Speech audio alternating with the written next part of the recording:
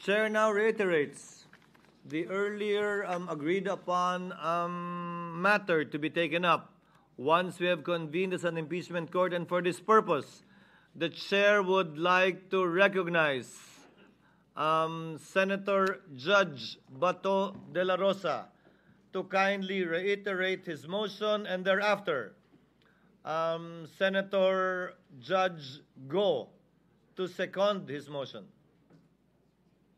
Senator De La Rosa is recognized. You may proceed, sir.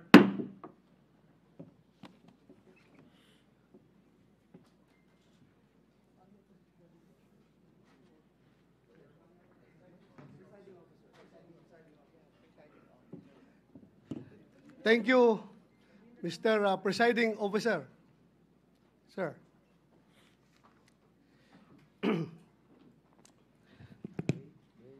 So I would reiterate my motion. The Kindly motion restate the motion you made earlier while the Senate was sitting in plenary session. Yes, Mr. President. In the spirit of true action, therefore, allow me to end by moving. I respectfully move that in view of its constitutional infirmities and question on the jurisdiction and authority of the 20th Congress, the verified impeachment complaint against Vice President Sara Zimmerman Duterte be dismissed. I so move, Mr. President. Mr. Presiding Officer. Senator Go is recognized for his seconding speech. Rather, Senator Judge Go is recognized for his seconding speech. Mr. Presiding Officer, I just wish to give my remarks and second the motion of Senator Judge Bato de la Rosa. I agree with the motion of Senator Judge Bato. Ang gusto nating kalabasan ng paglilitis na ito ay hustisya, hindi politika. Mararating lang natin ito kung masasagot ang mga katanungang na hindi nabibigyan ng linaw hanggang ngayon. Kung kaya't sana naman pag-aralan natin ito ng mabuti. Tama na hindi dapat ito patagalin, pero hindi rin dapat ito madaliin. At the very least, pag-aralan natin ito ng mabuti. Baka naman maaari natin itong ibalik o i-remand muna natin. Tama naman po ang accountability. Huwag lang pong politikahin. May tamang proseso ang impeachment. Dapat pag-aralan natin ito ng mabuti. Under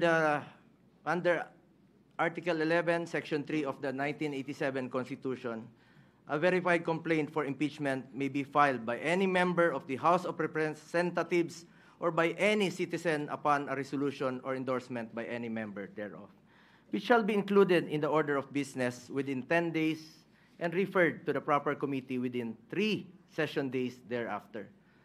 On December 2, 2024, the first impeachment complaint endorsed by members of the House of Representatives was filed before the Secretary General of the lower house. Second and third impeachment complaints were filed in the succeeding days, duly endorsed by members of the House. Under Section 3 of the House Rules of Procedure in Impeachment Proceedings, a verified complaint for impeachment shall be filed with the Office of the Secretary General and immediately referred to the Speaker. Despite this rule, Mr. Presiding Officer, the 3 impeachment complaints filed were never referred to the Office of the Speaker. Instead, a 4th verified impeachment complaint signed by more than 200 congressmen, which now constitutes the articles of impeachment, was transmitted to the Senate. This brings into question the legality of such move when the Constitution provides that no impeachment proceeding shall be initiated against the same official more than once within a period of 1 year. Para sa ordinaryong mamamayan, at lalo na sa aming mga binigyan ng tungkulin na maging senator judge sa paglilitis na ito, this opens up a lot of questions. At ang iniiwasan natin ay yung magpapasya tayo sa isang bagay na makakaapekto sa buhay ng bawat Pilipino. Makakaapekto sa trabaho natin, na makatulong sa tao, tapos hindi naman pala dumaan sa tamang proseso. Yes, we are senator judges tasked to decide on this matter, and we took an oath to be impartial. But this matter, whether it went through the right process or not, should be first decided upon and settled with no question prior to that. We are all for accountability. In fact, maganda nga sana mapakita ng accused at ng accusers kung may ebidensya ba o wala.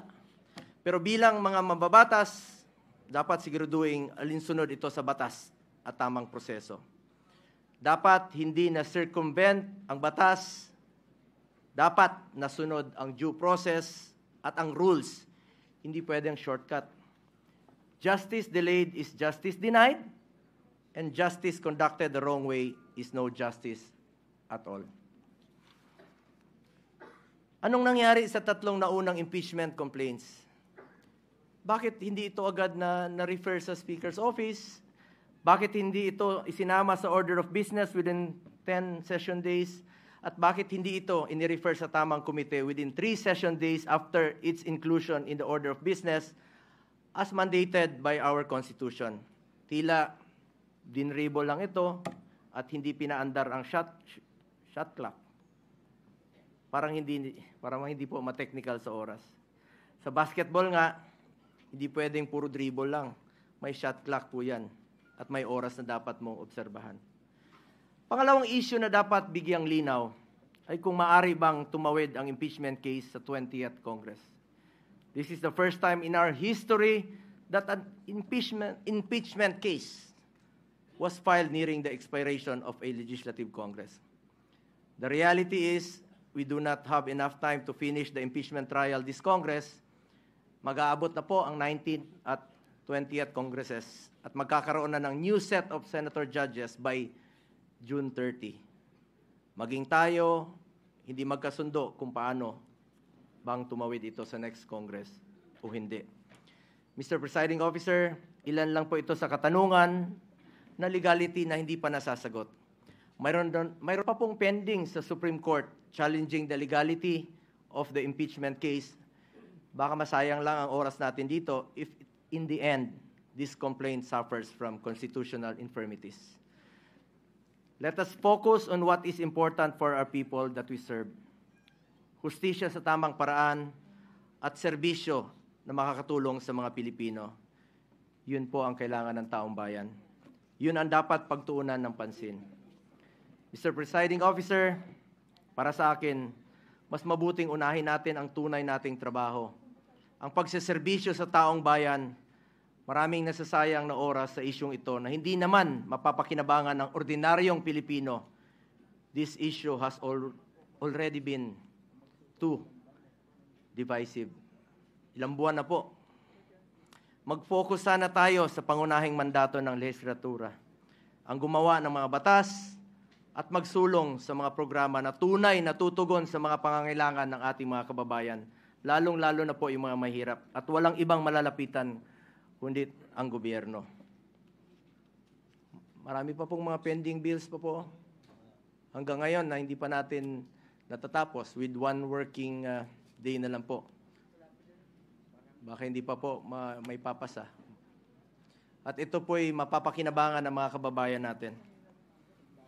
Dapat yan po ang ating unahin. As raised by some of our colleagues yesterday, that in as far as the impeachment case is concerned, based on the results of the recent midterm elections, I believe the Filipino people have decided at ang kanilang desisyon, mas gusto po nilang tutukan natin ang trabaho at serbisyo. Tama na, tigilan na natin ang pamumulitika. 3 taon na lang po, matatapos na ang termino ng Vice Presidente. Election na naman, at antayin nyo lang sana. Ang importante sa ating mga kababayan ay may pagkain sa kanilang hapagkainan. May matibay na healthcare system na kayang tumugon sa pangangailangan ng may sakit, disenteng trabaho at marangal na pagkakakitaan, dekalidad at abot-kayang edukasyon, at ang katiyakan at panatag na ligtas silang makakauwi kahit sa gabi. Hindi naman nakakain itong impeachment. Sana pwede ninyong ikonsidera at the very least, bago tayo maglitis dito, siguraduhin muna natin na nasa tama na prosesong tinahak natin dito. At the very least nga, sabi ko, marahil pwedeng ibalik o i-remand muna na ito sa pinagmulan sa House of Representatives dahil marami pang ang katanungan ang legally hindi nasasagot. Mas mabuting siguraduhin natin na sumunod sa proseso ang anumang kaso na ating diringgin para hindi masayang ang ating oras. Sang-ayon po ako na hindi natin ito dapat patagalin. Kahit si Vice President Sara Duterte gusto naman harapin ang kaso, ngunit wala ring dapat may gusto na madaliin po ito. Paano kung magsimula na tayo ngayon at magdesisyon ang Supreme Court na unconstitutional ang ginawang procedure ng House of Representatives? Paano kung sabihin nila na hindi pwedeng tumawid sa 20th Congress? Ano ang magiging aksyon natin? This puts us in a possible conflict with the decision of the Supreme Court. We must be prudent about this matter. Mr. Presiding Officer, I just want to reiterate, hindi ko po tinatalikuran ang aking sinumpaang mandato. Tungkulin ko yan as Senator Judge, kahit araw-araw tayong maglitis dito, but we would also be remiss of our duty kung hindi natin siguraduhin na dumaan ito sa tamang prosesong nakasaad sa ating konstitusyon. At kilala ko po ang mga Duterte, Mr. Presiding Officer. Hindi sila tumatakas sa accountability, hindi sila tumatalikod sa hamon ng buhay. Hindi sila tumatalikod sa kanilang tungkulin.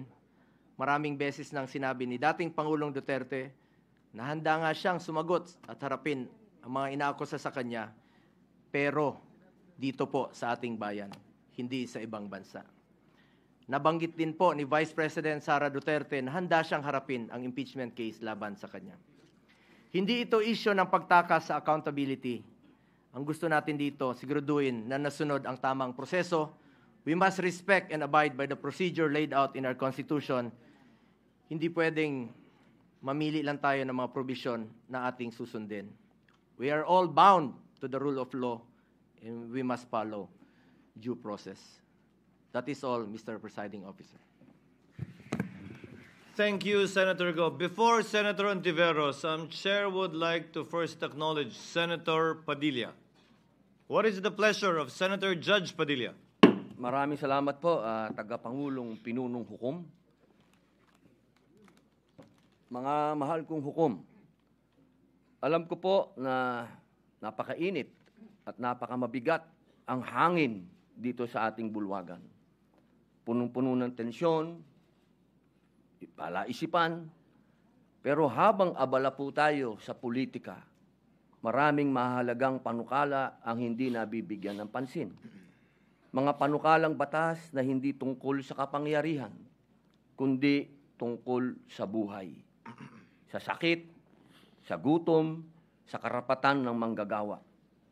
Tulad na lamang po ng medical cannabis bill. Hindi po ito usaping droga. Ito'y usaping dignidad.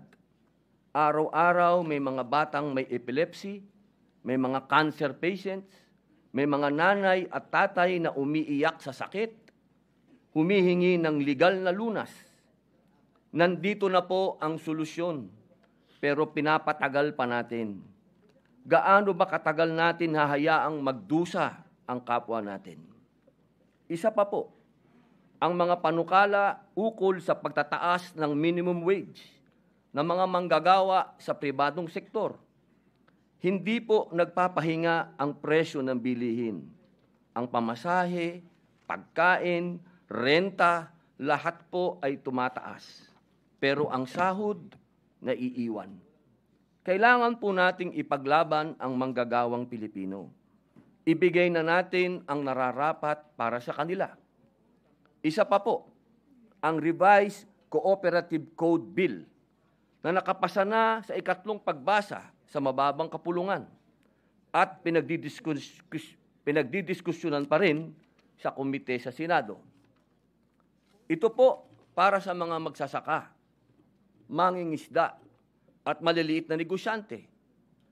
Pinal na sana isang boto na lang, pero naisang tabi pa. Sila po ang bumubuhay sa probinsya. Sila rin ang tunay na haligi ng lokal na ekonomiya. Bakit natin sila pinaghihintay? Mga mahal kong kasama sa Senado, unang-una na po ang aking BFF. I love you, pare. Alam kong may kinakaharap tayong seryosong krisis pampolitika. Pero hindi po dahilan yon para kalimutan ang tunay na trabaho natin, ang maglingkod sa bayan. Ang hustisya pwedeng isabay sa serbisyo, hindi kailangang mamili. Pakiusap ko po, huwag nating hayaang matabunan ng ingay ng politika ang sigaw ng ordinaryong Pilipino.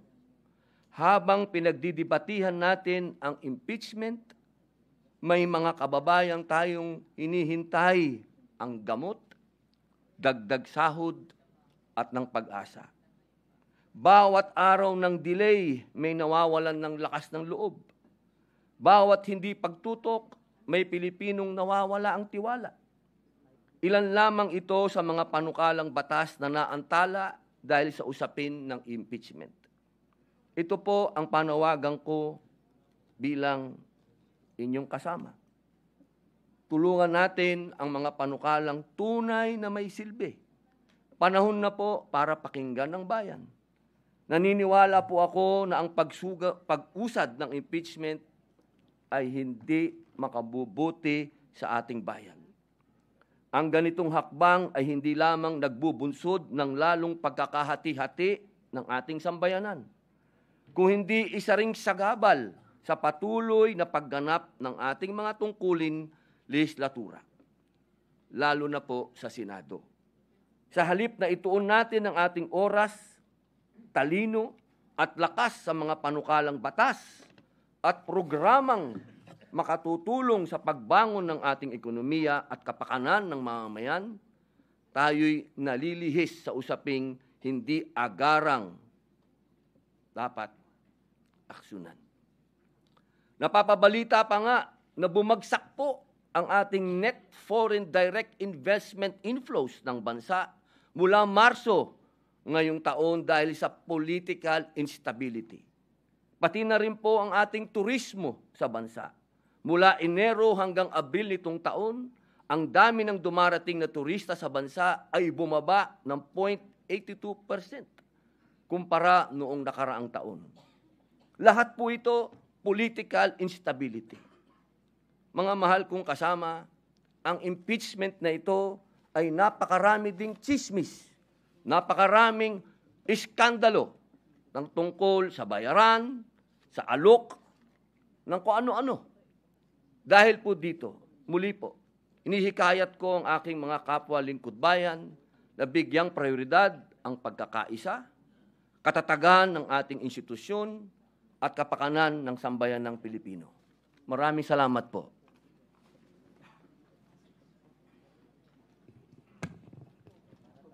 Senator, what is the pleasure of Senator Judge Pimentel? Since there is a motion, I think, Mr. President, and the motion is to dismiss the entire impeachment case. So this representation has no choice but to object to the motion. And if I can, just like the movement, if I can also now give my reasons, Mr. President. The gentleman, Before that, with the indulgence of the minority leader. what is and the Senator pleasure Judge, of Senator Judge Cayetano? Just to clarify the motion before we debate on it, because I heard Senator Bongo second, but he also stated that okay then i-remand. Because personally, I'm against the dismissal, but I would be willing to hear arguments on remanding. So I'm sorry, Senator Pimentel, I just want to know, is Senator Bongo actually proposing to amend the motion of Senator Judge Bato, and is Judge Bato amendable to that? Sorry. No, Mr. President, I was not confused at all because No, I'm the one who was confused. Senator Go gave a seconding speech. So the motion stands. He is seconding the motion. Pero yung laman, Mr. The reason I want to ask, because I will object with Senator Pimentel kung dismissal, but I will listen to the arguments kung remanding to the, no. So may I ask, With the with permission your of the permission, senator judges to have the floor, may we hear from the principal movant? Senator Bato is recognized. Mr. President, my motion stands.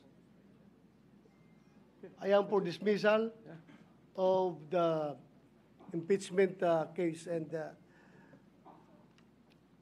I don't know if I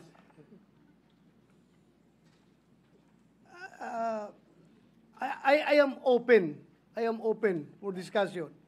I heard the statement of Senator Alan Cayetano, but still, I have already filed the motion, Okay, Mr. so, President. Mr. President, so let me continue now. I made my objection, and if I be allowed, just like the movant who gave reasons, if the the objecting part judge can also give his reasons, Mr. President. What is the pleasure of Senator Judge Villanueva? Mr. President, this is to somehow give these representations point of view with regard to the pending motion. And as I made mention a while ago, Mr. President, I am also objecting, Mr. President, respectfully, but hope springs eternal, Mr. President. Bigla kong narinig yung binanggit ni Senator Alan and Senator Bongo.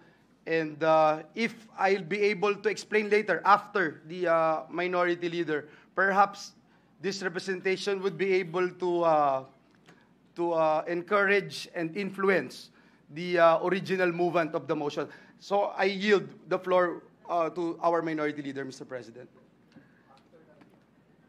Chair would like to save the time of the court, so the chair will in the meantime allow Senator Pimentel to make of record his position, presumably against dismissal. Thereafter, before entertaining Against the other motion. Against the motion. Yeah. against the motion, before entertaining other senator judges to speak, the chair will suspend the session in case the appeals made will change anything, so that we will pursue this matter and put a matter to a vote with certainty. Senator Pimentel may proceed. No, I think, Mr. President, the motion has been made, and this representation is objecting. So later on, we have to now process the motion and vote on it, because there is in a collegial body someone is objecting. Mr. Senator Pimentel, Yes. you may proceed. Yes, Mr. President. I will not address the political statements of the movant and the seconding parties, Mr. President. Ang tanong nila kung makakain ba daw itong impeachment process. Pero marami namang bagay sa buhay na importante rin na hindi nahahawakan. Tulad ng hustisya. Ang hustisya, hindi nga natin makita, hindi natin mahawakan niya, pero napakahalagang bagay po sa buhay ng tao. Ngayon, pagdating po sa Constitution, bakit inaangalan ko yung motion? The motion actually is unconstitutional, in the opinion of this representation, because according to Article 11, Section 3, Paragraph 6, per sentence lang yung babasahin ko, the Senate shall have the sole power to try and decide all cases of impeachment. So tignan natin, mga fellow senator judges, sole power. So ibig sabihin ng sole power, tayo lang ang may kapangyarihan, ang Senado lamang ang may kapangyarihan na mag-try and decide. So litisin ang isang impeachment case at hatulan, desisyonan. Ngayon kung aayaw tayo kaagad, ni hindi natin na-try, ang try is litis, palabas yung mga facts para ma-apply natin yung judgment natin sa facts, wala na pong matatakbuhang ibang body. That's why a motion which cut short the entire process is unconstitutional. And then, same article, Section 3, Paragraph 4, basahin ko ulit ito, pero paulit-ulit ko na ito sinasabi when we were in legislative session. In case the verified complaint or resolution of impeachment is filed by at least one-third of all the members of the House, the same shall constitute the articles of impeachment, and trial by the Senate shall forthwith proceed.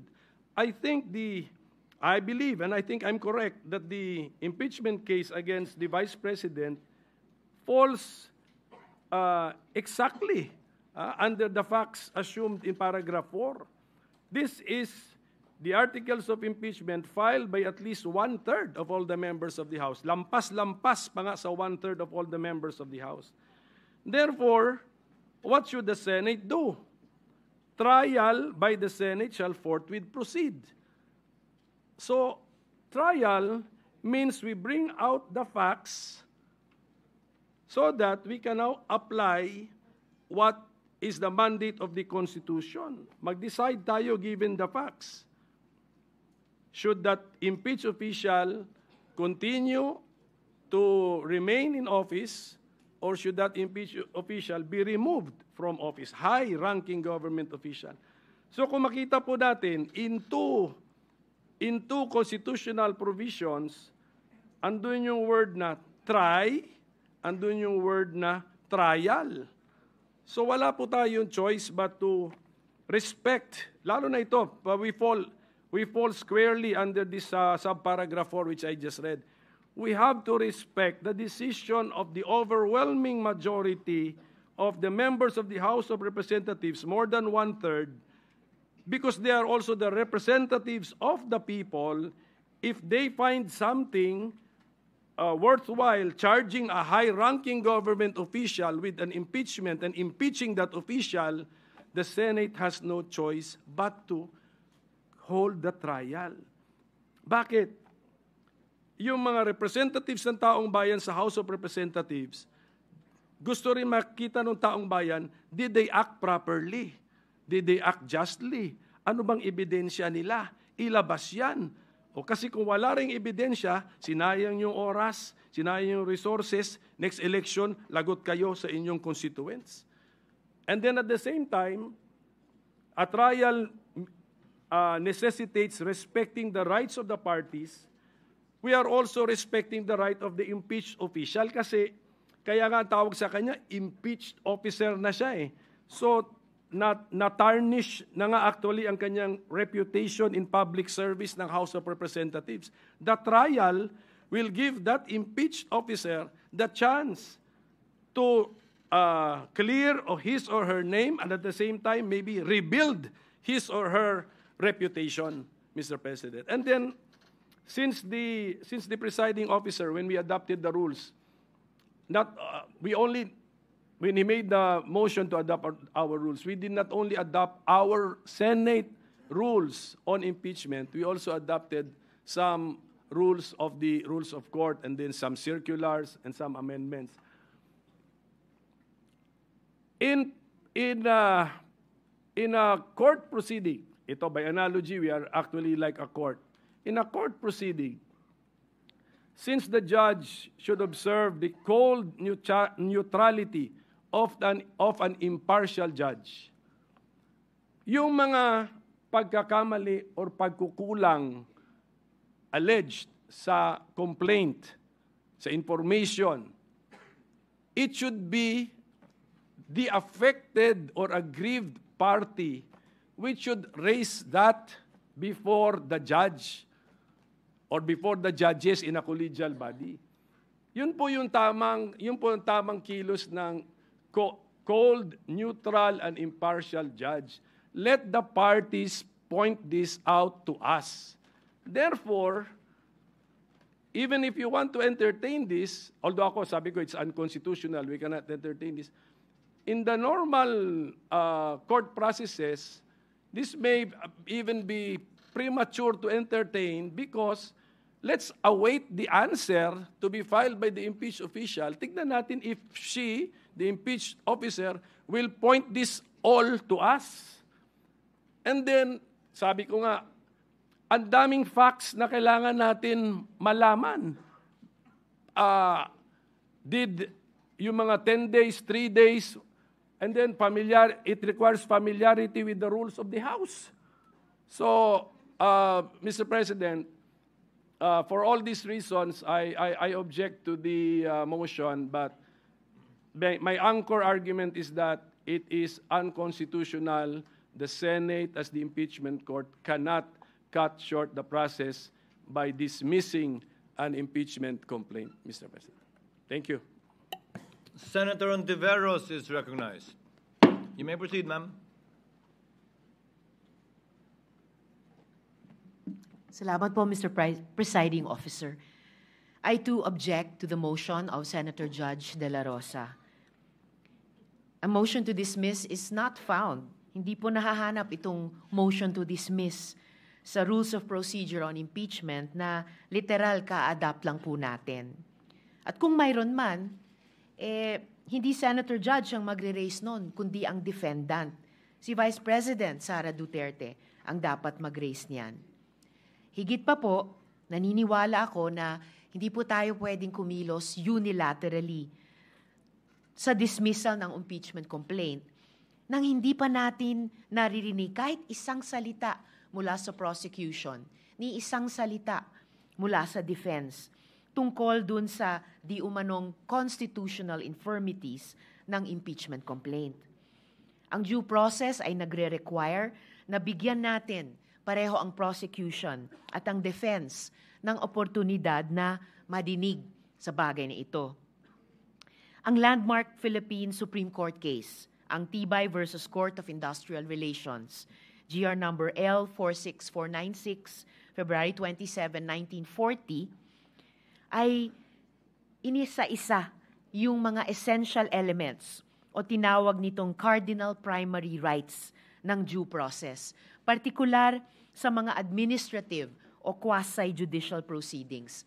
Kasama po dito ang the right to a hearing, that the tribunal consider the evidence presented, that the decision must have something to support itself, and the existence of substantial evidence. The decision must be based on the evidence adduced at the hearing, at wala pong panlabas o hindi totoong mga bagay-bagay ay dapat mag-impluwensya sa outcome doon. Ang pinaka-basic tenet ng due process ay yung karapatang marinig. Kung yung mga parties nga po ay hindi nabigyan ng oportunidad lumahok sa proceedings, itong impeachment court ay magiging vulnerable sa isang atake na nilabag natin ang due process. At sa pananaw ko, sila'y magiging tama. Ang rekomendasyon ko po ay, bago magdesisyon ang body na ito sa usaping ito, i-notify po muna natin ang prosecution at ang defense tungkol sa motion ni Senator Judge De La Rosa at bigyan sila ng sapat na panahon magsumite ng kanilang comments sa bagay na ito. Gusto ko rin pong gawing of record, Mr. Presiding Officer, na batay sa pagkaintindi ko, yung alleged infirmities ng articles of impeachment ay kwinestyon sa harap ng Korte Suprema. Nasa Korte Suprema na po ang usaping ito. At wala naman pong TRO na ibinaba ang Korte Suprema. Mr. Presiding Officer, maintaining the view that the parties should comment on the question made before this body, para po sa akin, ang impeachment court ay dapat lamang po tayong mag-rule sa motion pagkatapos nating ni-require yung parties mag-comment dun sa motion ni Senator Judge De La Rosa within that sufficient period of time as the good presiding officer may determine. Pending this, minimaintain ako po, Mr. Presiding Officer, ang aking objection sa motion. Salamat po. Thank you, Senator Ontiveros. What is the pleasure of Senator Judge Villanueva and thereafter Senator Judge Cayetano? Thank you very much. Senator Judge Villanueva, you may proceed. Thank you, Mr. President, Presiding Officer. Nung sumumpa po tayo bilang mga senador ng Republika ng Pilipinas, ang sinumpaan din po nating tungkulin ay pag nagkaroon ng pagkakataon na magkaroon ng impeachment proceedings, tayo po ay tatayo bilang mga senator judges ng impeachment proceedings.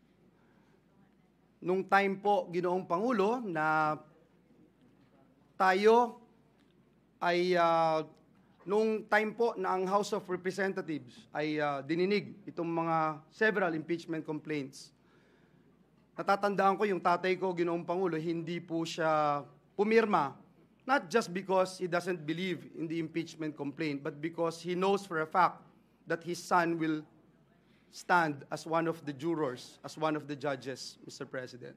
Kaya po, nais nating panatiliin ang pinakamataas na antas ng integridad at pagkilala sa mga nagaganap dito po sa bulwagang ito. And having said that, Mr. President, this representation during the time when we have yet to convene the impeachment court objected to the motion because this representation believes that the motion should be filed in this impeachment court.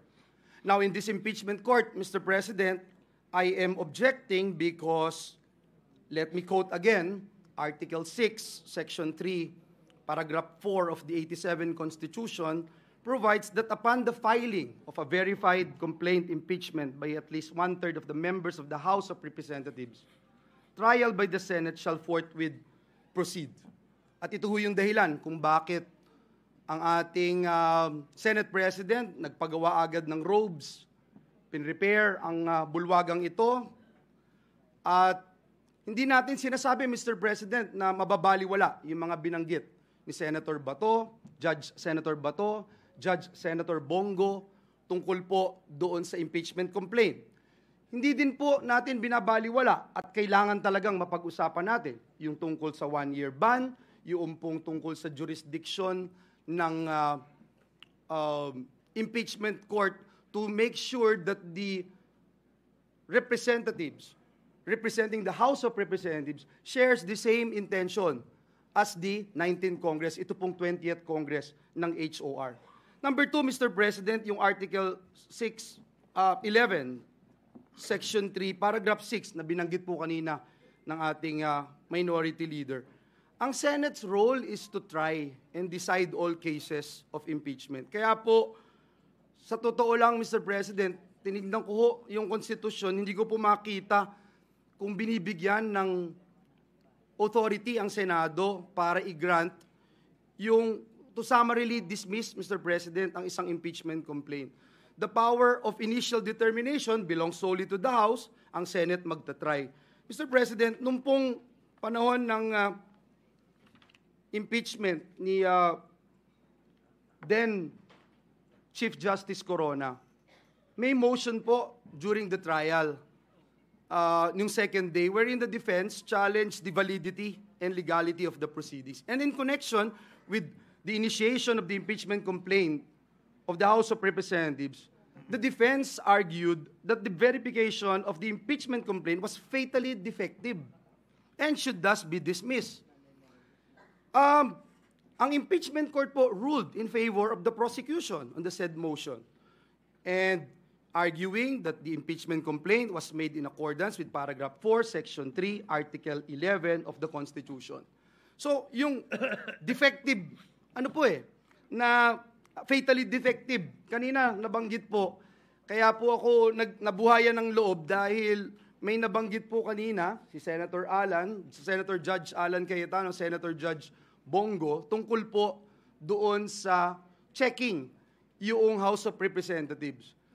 Kung sila ba ay interesado pa, kung sila ba ay naniniwala na tatawid mula sa 19th to 20th Congress ang impeachment na ito, kailangan po natin makita ito at malaman.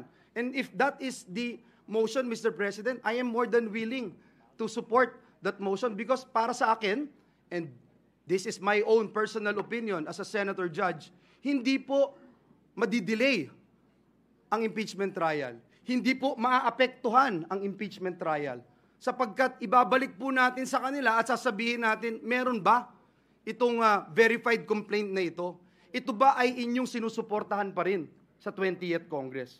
So, Ginoong Pangulo, for that reasons, I would again reiterate my objection to the motion to dismiss, Mr. President. Thank you. Senator Cayetano. Sir President, I take this podium in the hope that after I speak, Senator Judge Bato will get behind my idea, or the idea eloquently espoused by Senator Joel Villanueva. Sabi po sa Section 88 of Rule 30 of the Rules of the Senate, the sponsor or any motion or measure, the sponsor of any motion or measure may withdraw or modify it before its amendments or resolution or before a nominal vote is ordered on the same. Before Senator Pimentel, Senator Judge, Minority Leader Pimentel spoke, clarify lang po ni Senator Bato that he's standing,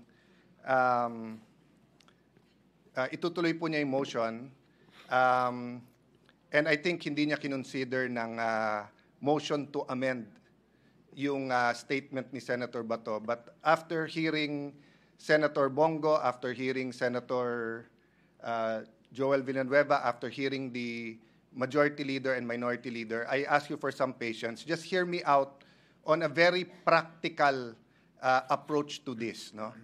You know, every time I'm confused or di ko malaman yung sagot, I go to Jeremiah 29:11 that states, "For I know the plans I have for you, plans to prosper you and not to harm you, plans to give you a hope and a future." But I'm reminded that kung ang Diyos may plano sa atin, ang demonyo may plano din sa atin. So, one way or the other, we have to make a decision today, and it has to be the right decision. So, ito yung very practical approach ko po. We can do three things. We can dismiss it today, we can remand it to the House of Representatives, or pwede natin ituloy bukas. If we dismiss it today, based on the ground that it is violated the Constitution at more than once na po ito na-file in 1 year, we don't have enough time today to debate that. As the Minority Leader said, yes, we can take judicial notice of the dates, pero I want to see the documents.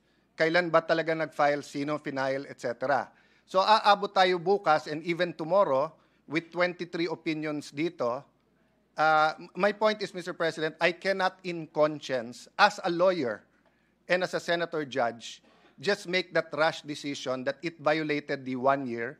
I mean, ngayon ko lang nalaman na pwede yan, or if we were thinking about it the last few days, pero ang Supreme Court nakailang araw na, nakailang linggo na, hindi rin nagdidesisyon pa. So, mabigat tong puntong ito. That's my appeal to Senator Bato, na mabigat desisyonan ng dismissed based on it has not been filed, that we violated the Constitution na mahigit isang beses tong final. Yes, may mga Supreme Court decision. That's why I'm ready to consider it. Kung wala kasing Supreme Court decisions, walang mag-guide sa atin . Kung unang beses to na hinaharap natin ng impeachment at 4 ang final, whatever we decide, pupunta sa Supreme Court . Pero ilang beses na to pumunta sa Supreme Court . So meron ding guide, but do we have enough time right now? Second po, handa ba ang prosecution? Ang makakasagot lang po nun, not even the re-elected prosecutors. Remember po, magkakaroon pa ho ng session sa umaga ng SONA sa July. At mag-e-elect pa ng speaker. And based on that, i-confirm pa nila kung itutuloy nila to o hindi. Of course, by all indications now, itutuloy. But why will I assume that? Why will I also assume na 4 yung final? Hindi ko nakikita pa yung lahat ng dokumento. Pero lahat ng briefer nandito. Kung talagang kailangan mag-decide today, they give us a few minutes, we'll take judicial notice or ask our very able secretariat. No? The third is that hindi daw pwedeng tumulay sa 20th Congress. Pero lahat tayo po ay nag-agree na hindi natin mapipigilan ang 20th Congress na i-take up to. So, bibilisan ko na po if we dismiss it today, pwede ba mag-file ng motion for reconsideration yung prosecutors? If yes, kailan nila ipapile to? Tomorrow. Kung hindi tomorrow, sa 20th na to. So, all the arguments na sinabi ni Senator Bato, totoo din, dun na yon. Okay.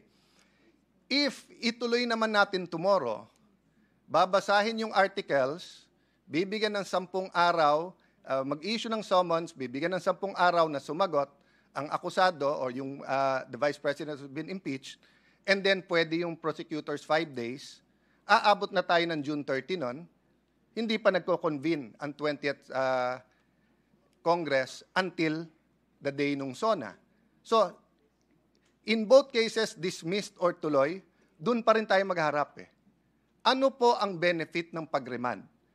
Again, excuse me everyone sa legal, moral, because I only had a few minutes to think about this. Kung sana si Senator Bongo ang nagpa-amend, I was willing to listen. Pero hindi daw yun amendment at hindi tinanggap ni Senator Bato. So ako nagmumove ngayon na i-consider ni Senator Bato, i-amend yung motion niya from dismissal to remanding. No, I cannot move myself na i-remand because may pending motion now. But I can ask him to amend his motion. And why will remanding be in the interest of justice and consistent with our oath of political neutrality? Kasi ang mangyayari nito, hindi pa binabasa yung articles of impeachment bukas, babalik to sa House of Representatives. Hihingin natin ngayon na isa-certify nila na hindi nila violate yung 1 impeachment per year. Number 2, by the time they answer sa 20th Congress, prosecutors na ng 20th Congress ang mag-affirm na interesado kami na itutuloy namin to. And by that time, the 12 senators po who have joined the 20th Congress will have the wherewithal and the say-so how to proceed. So, I'm just looking from it from a practical point of view. It might not sit well with my colleagues. If I wasn't a lawyer, perfect yung aking pong sinasabi. But being a lawyer, kailangan ko rin pag-isipan. Pero tignan niyo lang po from a practical point of view. Pag dinismiss natin ito ngayon, may ibabalik din nila, Senator Bato. I-file din nila. Pagka naman hindi natin dinismiss, doon din ang mangyayari. Pag niremand natin, may mangyayari. May malalim na pag-iisip ng mangyayari dito. That's why I'm asking Senator Bato if he will, again, consider amending his motion. Mr. President, because in the course of the manifestation of Senator Alan Cayetano, he mentioned that the minority leader is somehow encouraging judicial notice. No. I mean, can I state my position? No, Actually, Senator, I was agreeing with you na we cannot decide. We cannot take judicial notice I said, of all those facts being alleged. We cannot. That is my I think position. Senator Judge Cayetano agreed with you. Yes, I Senator said, Judge Pimentel. even myself, I am not in favor of taking judicial notice kahit may magsabing pwede.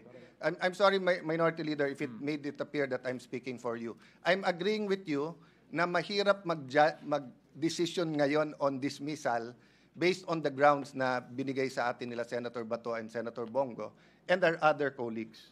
To clarify, before I recognize Senator Bato, the chair, as it understood the point raised by Senator Cayetano, is that the basis of the 2 grounds raised by Senator Bato in seeking a dismissal. Three grounds, Mr. 3 grounds. Presiding. Cannot be taken judicial notice of by the court, and that these facts must be obtained, if at all and or ascertained, from the parties involved. In this case, the House prosecutors and the 19th Congress members who signed. That is the understanding of the chair with respect to the statement of Senator Cayetano. Senator Bato is recognized. Senator Judge Bato is recognized, rather. You may proceed, sir. Thank you, Mr. Presiding Officer. Before I comment on the manifestation of Senator Judge Alan Peter Cayetano, I just would like to react on the manifestation made a while ago by Senator Judge Risa Hontiveros, that the Senate as an impeachment court has no power to dismiss any impeachment complaint. I would just like to share to the body, Mr. President, that the power of the Senate to try and hear an impeachment complaint necessarily includes the power to dismiss the complaint. This is basic, that the grant of express powers includes the grant of incidental or necessary powers. We apply, by analogy, the principle of competence in German and competence, de la competence in French, which is indeed a major part of incidental or inherent jurisdiction of any judicial or arbitral tribunal. It is necessary component in the exercise of the judicial function and does not need to be expressly provided for in the constitutive documents of those tribunals.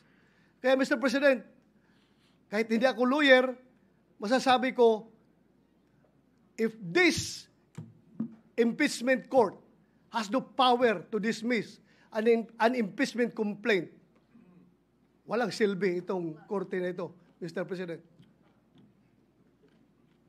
That's my opinion, Mr. President. Ano bang gamit ng korte na ito kung hindi inherent yung power niya to dismiss? So that's my humble legal opinion, although I am not a lawyer, Mr. President. And Mr. President, going back to the manifestation of Senator Cayetano, sometimes I am contemplating that how I wish Senator Cayetano is always present in the floor.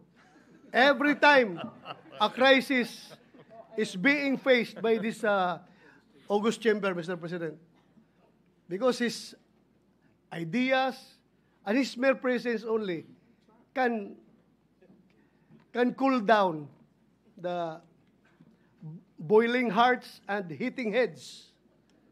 So with that, Mr. President, I would like to ask for a 1-minute suspension, because before I made my final decision on the manifestation of Senator Cayetano, I would like to confer with my co-movants, Mr. President. Baka iinit naman ang ulo nito mga kasamahan ko, Mr. President. Thank you, Mr. President. 1-minute suspension. Session is suspended.